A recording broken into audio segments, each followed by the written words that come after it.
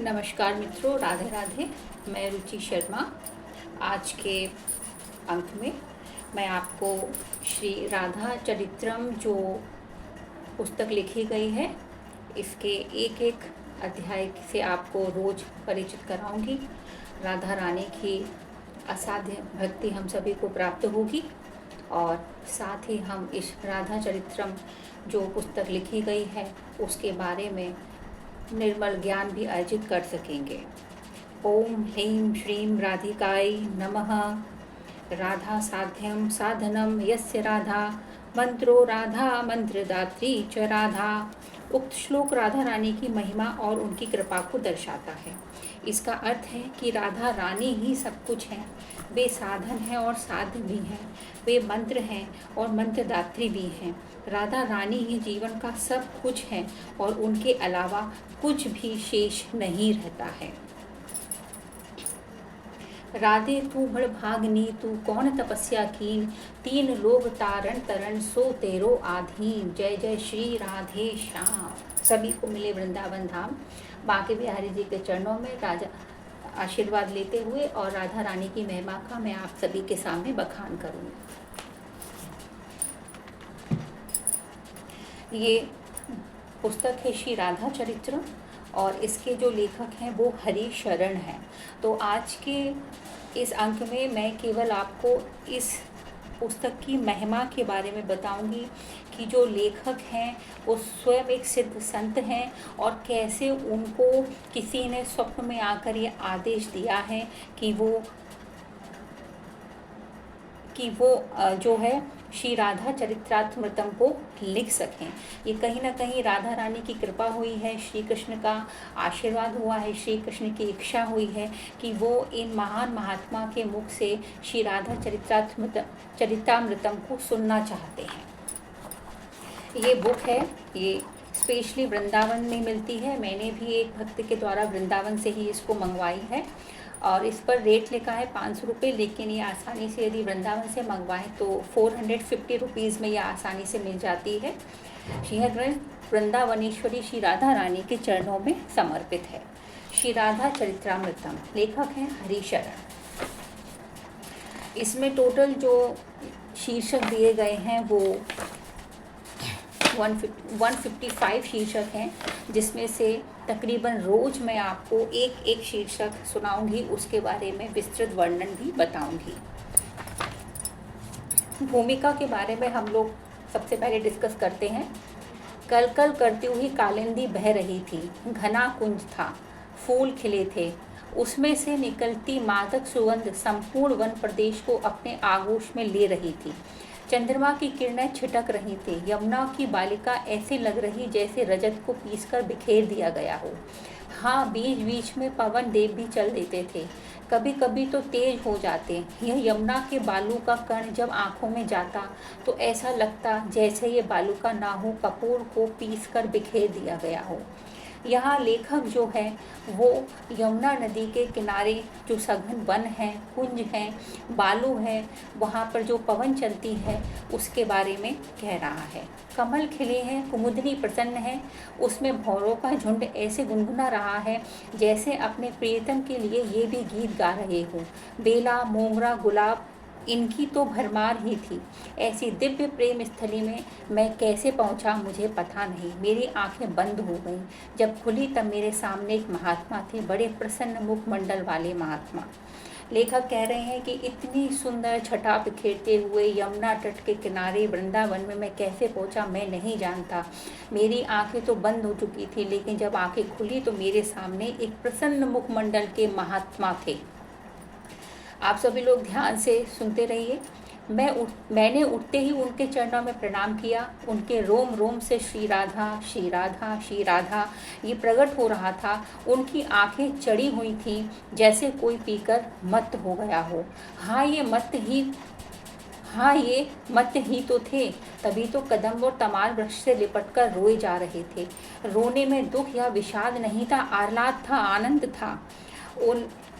महात्मा को देख कर के जो लेखक है हरिशरण वो ये कह रहे हैं कि उनकी आंखें चढ़ी हुई थी। श्री राधा राधा नाम का जाप कर रहे थे, जिससे उनका रोम प्रफुल्लित था, मन आनंदित था। कदम वो तमाल के वृक्ष से लिपटकर वो रो रहे थे, और रोने में उनके दुख नहीं था, केवल आह्लाद था। वो आनंदित होकर युगल चरणों की याद करके रो रहे थे। मैंने उनकी गुप्त बातें सुननी चाही। मैं अपने ध्यानासन में उठा और उनकी बातों में अपने कान लगाने शुरू किए। विचित्र बात बोल रहे थे ये महात्मा जी। तो कह रहे थे, नहीं, मेरे तुम्हारा मिलन नहीं चाहिए प्यारे। मुझे ये बताओ कि तुम्हारे वियोग का दर्द कब मिलेगा। तुम्हारे मिलन में कहाँ सुख है? सुख तो मेरे लिए रोने में है। सुख तो तेरे लिए रोने में है और तेरे लिए तड़पने में है। तू मत मिल, अब तू जा। मैं तेरे लिए अब रोना चाहता हूँ। मैं तेरे विरह की टीस अपने सीने में सहेजना चाहता हूँ। तू जा, तू जा।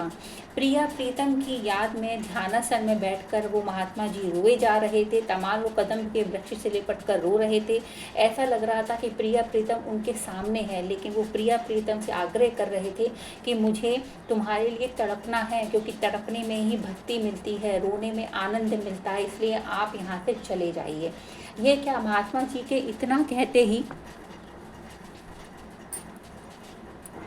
महात्मा जी के इतना कहते ही तू गया। ये क्या महात्मा जी के इतना कहते ही तू गया कहाँ गया रे हे प्यारे। कहाँ वो महात्मा दहाड़ मारकर धड़ाम से गिर गए उस भूमि पर।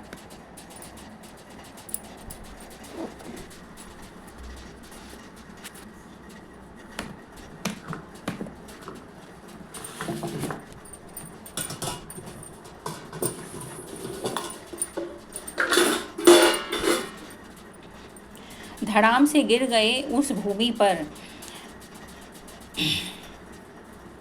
और वहाँ से प्रिया प्रीतम उनके स्वप्न में से अदृश्य हो गए और वे महात्मा धड़ाम से उस भूमि पर गिर गए। मैं गया, मैंने देखा उनके पसीने निकल रहे थे, पर उन पसीनों से भी गुलाब की सुगंध आ रही थी। मैं उन्हें देखता रहा, फिर जल्दी गया, अपने चादर को गीला किया यमुना जल से। उस चादर से महात्मा जी के मुखारबिंद को पोंछा। श्री राधा, श्री राधा, श्री राधा, यही नाम उनके रोम रोम से फिर प्रकट होने लगा। मैं गया, लेखक थे वो कह रहे हैं कि मैं गया, उनके पसीने निकल रहे थे और पसीनों से गुलाब की सुगंध आ रही थी। उन्हें मैं देखता रहा, जल्दी गया, यमुना जल उनसे उनके मुखारबिंद को पूछा, और पूछते ही उनके रोम रोम से एक ही शब्द प्रकट हो रहा था, श्री राधा, श्री राधा, श्री राधा, श्री राधा।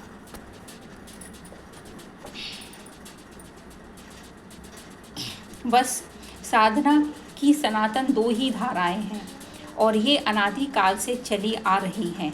वो उठकर बैठ गए थे, उन्हें मैं ही ले गया था देह भाव में। उठते ही उन्होंने इधर उधर देखा, फिर मेरी ओर उनकी कृपा दृष्टि पड़ी। मैं हाथ जोड़े खड़ा था। वो मुस्कुराए, उनका कंठ सूख गया था। मैं तुरंत दौड़ा, यमुना जी गया। एक बड़ा सा कमल खिला था, उसी के पत्ते से मैंने यमुना जल भरा, लाकर महात्मा जी को पिला दिया और वो जाने लगे तो मैं भी उनके पीछे पीछे चल दिया। हरिशरण जी कह रहे हैं सनातन की दो धाराएं हैं और अनादिकाल से चल रही हैं। वो महात्मा जी उठ के बैठ गए थे, उनके देह में श्री राधा जपने का भाव था। तब जो हरिशरण जी थे वे मुस्कुराए, उनका कंठ सूख गया था, तो वो यमुना जी गए और यमुना जी से एक बड़ा सा कमल खिला था, उसके पत्ते पर जल भर के लाए और महात्मा जी को पिला दिया। और जब वो महात्मा जाने लगे जल पीकर, तो हरिशरण जी भी उनके पीछे पीछे चल दिए। तुम कहाँ जा रहे हो वत्स, तुम कहाँ जा रहे हो? उनकी वाणी अत्यंत ओजपूर्ण पर प्रेम से पगी हुई थी। वो महात्मा जी हरिशरण जी से बोले कि तुम कहाँ जा रहे हो, तुम कहाँ जा रहे हो? मुझे कुछ तो प्रसाद मिले। मैंने अपनी झोली फैला दी। हरिशरण जी ने अपनी झोली फैला दी कि मुझे तो कुछ प्रसाद चाहिए। वो हंसे, मैं पढ़ा लिखा तो हूँ नहीं, न पंडित हूँ, न शास्त्र का ज्ञाता, मैं क्या प्रसाद दूँ? महात्मा जी बोले, ना तो मैं पढ़ा लिखा हूँ, ना कोई मैं पंडित हूँ, ना मैं शास्त्र का ज्ञाता हूँ, मैं तुम्हें क्या प्रसाद दूँ? उनकी वाणी कितनी आत्मीयता से भरी थी। आपने जो पाया है उसे ही बता दीजिए, मैंने प्रार्थना की। हरिशरण जी ने प्रार्थना की कि जो आपने पाया है अपने जीवन में उसे ही बता दीजिए, मुझे और कुछ नहीं चाहिए। उन्होंने लंबी सांस ली, फिर कुछ देर शून्य में ताकते रहे।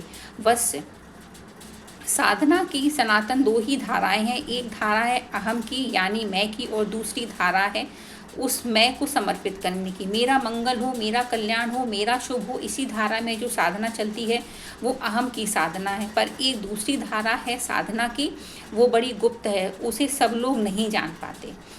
महात्मा जी ने लंबी सांस ली और थोड़ा सा ज्ञान हरिशरण जी को दिया। उन्होंने कहा कि सनातन की दो धाराएं हैं। एक धारा है अहम की यानी कि मैं, हम कहते हैं ये मेरा है, मेरा कल्याण हो, पूजा में मेरा ही कल्याण हो, मेरे बच्चों का कल्याण हो, और इसी धारा में साधना चलती है, वो अहम हो जाता है हमारा, और उस अहम के चलते हम सच्ची भक्ति को प्राप्त नहीं कर पाते हैं।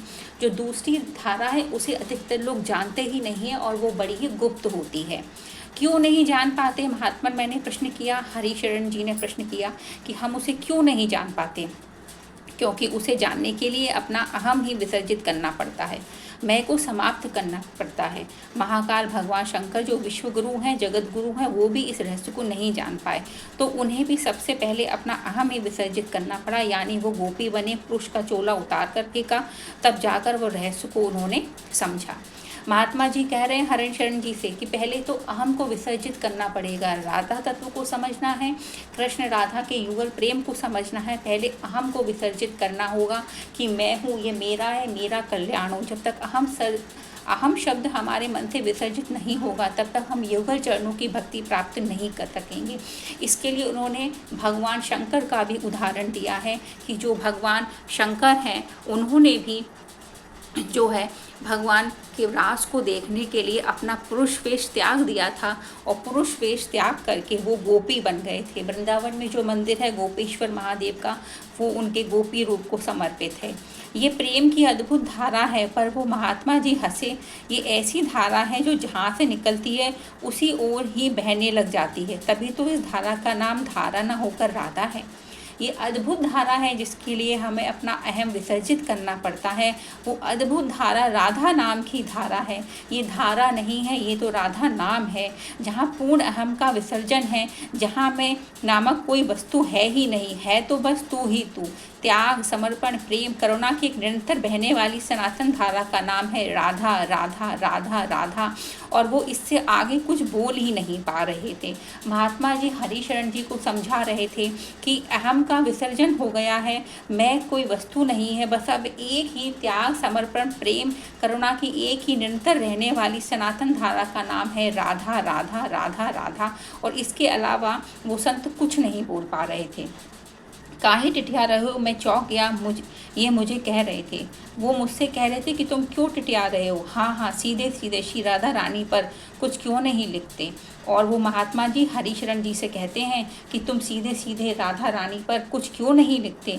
ये आज्ञा थी उनकी, मैं उनकी आंखों में देखा, ये आज्ञा उन महात्मा जी की थी, मैंने, हरिशरण जी ने उनकी आंखों में देखा। मैं लिख लूँगा, अपने आप में ही प्रश्न किया कि क्या मैं राधा चरित्रामृतम को लिख लूँगा।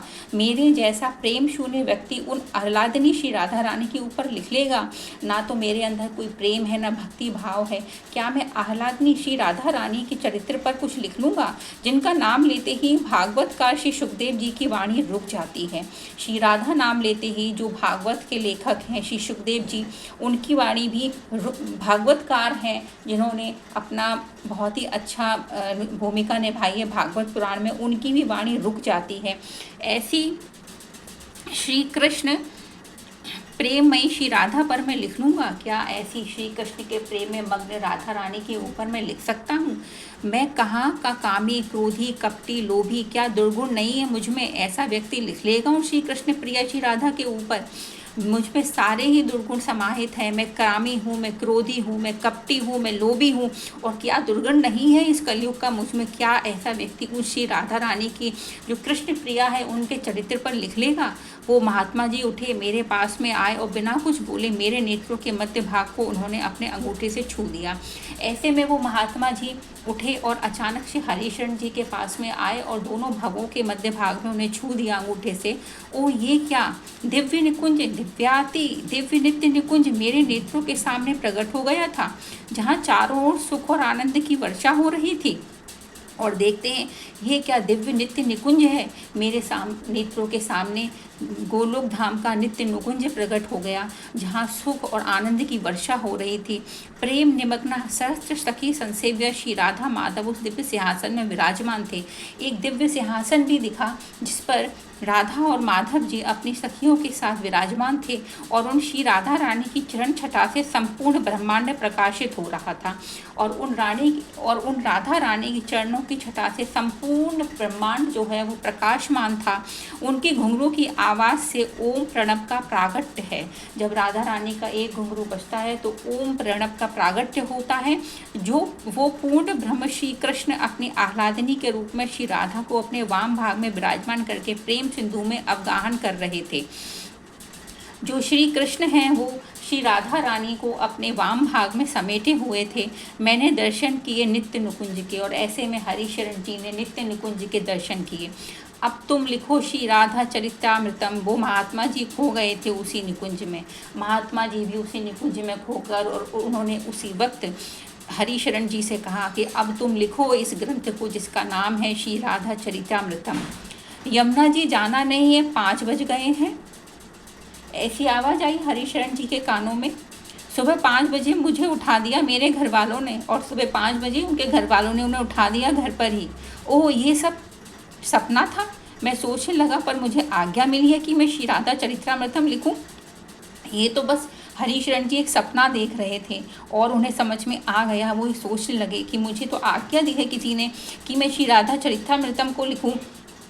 मुझे ये नाम ही उन्हीं दिव्य महात्मा जी ने अपने सपने में ही दिया है, और ये जो नाम है उन दिव्य महात्मा जी ने ही उनको सपने में दिया। पर कैसे लिखूं, क्या लिखूं? श्री राधा रानी के चरित्र पर लिखना साधारण कार्य तो नहीं है। मैंने अपना सिर पकड़ लिया, हरिशरण जी ने अपना सिर पकड़ लिया कि आखिरकार कैसे मैं लिख सकता हूँ राधा रानी के चरित्र के ऊपर, और उन्होंने अपना सिर पकड़ लिया। फिर एकाएक मन में विचार आया, हरि तो इतना क्यों सोच रहा है? कन्हैया की इच्छा है और अपनी प्रिया के बारे में वो तुमसे सुनना चाहते हैं। और तो मैं सुनाऊंगा, क्योंकि श्री राधा पर लिखना है। लिखना ही अपने आप में एक धन्यता है। हरि जी ने सोचा कि मैं क्यों इतना सोच रहा हूँ, क्या पता बिहारी जी की इच्छा है कि वो अपनी प्रिया के बारे में मेरे मुख से ही सुनना चाहते हैं। तो उन्होंने सोचा कि मैं सुनाऊंगा श्री हरि को राधा का चरित्रम, और श्री राधा पर लिखना तो मेरे जीवन की धन्यता है। और लेखनी की सार्थकता भी इसी में है। प्रेम की साक्षात मूर्ति श्री राधा रानी के चरणों में प्रणाम करते हुए, लेखनी की सार्थकता भी लेखक को इसी बात में लगी कि वो राधा चरित्र को लिखें, और प्रेम की साक्षात मूर्ति श्री राधा रानी के चरणों में प्रणाम करते हुए, कृष्ण प्रेममयी राधा, राधा राधा प्रेममयो हरि। अब से श्री राधा चरित्रामृतम आनंद आएगा साधु को। अब तो आज के इस अंक में जो है मैंने सभी लोगों को राधा चरित्रामृत जो है बुक, उसके जो भूमिका थी उसके बारे में आप लोगों से चर्चा की है। और मैं कामना कर रही हूँ कि आप सभी को ये जो बुक है, जो मैं आपके साथ राधा जी का चरित्र गायन करूँगी, आपको पढ़ के सुनाऊँगी, समझाऊँगी, और राधा रानी के चरणों की हमें भक्ति मिलेगी, ये सब आपको अच्छा लगेगा। मैं रुचि शर्मा आप सभी का धन्यवाद करती हूँ कि आपने इस वीडियो को ज़रूर देखा होगा, और देख करके आप श्री राधा रानी के चरणों की युगल सरकार की भक्ति को प्राप्त करेंगे। आप प्लीज़ मेरे चैनल को सब्सक्राइब कीजिए, वीडियो को लाइक कीजिए, और इस वीडियो को आप अपने दोस्तों तक भेजिए, और जो है उनको भी श्री राधा रानी के चरित्र अमृत का पान करने दीजिए। श्री राधे श्याम। धन्यवाद।